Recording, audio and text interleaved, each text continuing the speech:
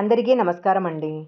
చేపలు, కల్లు నైవేద్యంగా స్వీకరించే ముత్తప్పన్ ఆలయాన్ని గురించి ఇప్పుడు మనం తెలుసుకుందాము. దేవుణ్ణి ఆరాధించే మనుషులకు అనేక నియమనిష్టలు ఉంటాయి. కానీ దైవానికి మాత్రము ఎలాంటి నిబంధనలు ఉండవు. ఎవరు భక్తితో ఏదందించినా స్వీకరిస్తారు. అందుకు ఉదాహరణ కేరళ, కర్ణాటక రాష్ట్రాలలో పూజలందుకునే ముత్తప్పన్ ఆలయము.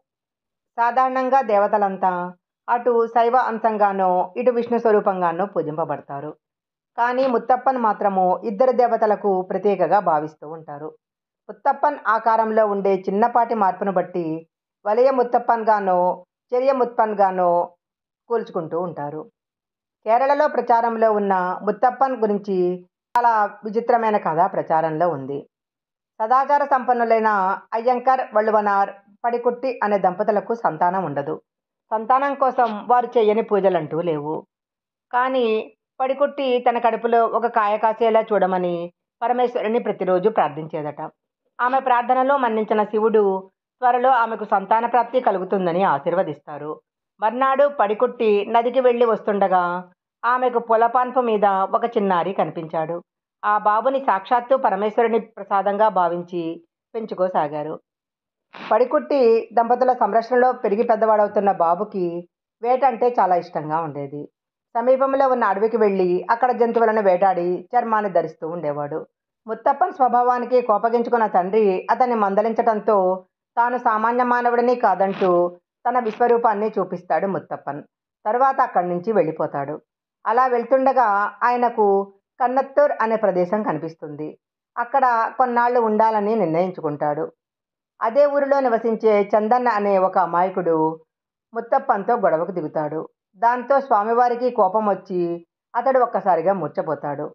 అప్పుడు చందన్ భార్య పరుగు పరుగున వచ్చి తన భర్తను క్షమించమని ముత్తప్పన్ వేడుకుంటుంది. ఆయనను ప్రసన్నం చేసుకోవటానికి కొబ్బరికోరు, కళ్ళు, చేపలను సమర్పిస్తుంది. స్వామివారు ప్రసన్నం కావటంతో చందన్ మూర్ఛ నుంచి తేరుకుంటాడు. స్వామివారికి ఆ పదార్థాలు నైవేద్యంగా పెట్టడం మొదలైంది. కళ్ళుకు బదులు కొంతమంది టీ కూడా అందిస్తూ ఉంటారు. కున్నత్తూరులో కొన్నాళ్ళు సేద తీరిన తర్వాత అక్కడి నుంచి తన విల్లుని సంధించి బాణాన్ని వదులుతాడు ముత్తప్పన్. ఆ బాణము పరశంకరవు అనే ప్రాంతంలో పడుతుంది. అప్పటి నుంచి ఆ ఊరిలోనే ఉండిపోతాడు. పరశంకర్ అడవుల్లో ఆయన బాణం పడిన చోట గొప్ప తీర్థంగాను, ఆయన వెలిసిన చోటు బ్రహ్మాండమైన ఆలయంగాను రూపొందింది. అక్కడ కొలువై ఉన్న దైవాన్ని ప్రసన్నం చేసుకోవటానికి తెయ్యం అనే నృత్యాన్ని ప్రదర్శిస్తూ ఉంటారు. కొన్ని వేల ఏళ్ల చరిత్ర ఉన్న ఈ నృత్యాన్ని కేరళకే గర్వకారణంగా చెప్తుంటారు. సాధారణంగా గుడి ప్రాంగణంలో కుక్క కనిపిస్తే చాలు అవతలికి తోలేస్తూ ఉంటారు. కానీ ముత్తప్పన్కు కుక్కలంటే చాలా ఇష్టము. అందుకే పరశంకరపు ఆలయంలో గుంపులు గుంపులుగా కుక్కలు కనపడుతూ ఉంటాయి. ఆలయ ద్వారానికి ఇరువైపులా కూడా కుక్కల విగ్రహాలు ఉంటాయి. ఆలయంలో స్వామివారికి నైవేద్యం సమర్పించిన తర్వాత తొలి ప్రసాదంగా కుక్కలకే అందిస్తారు.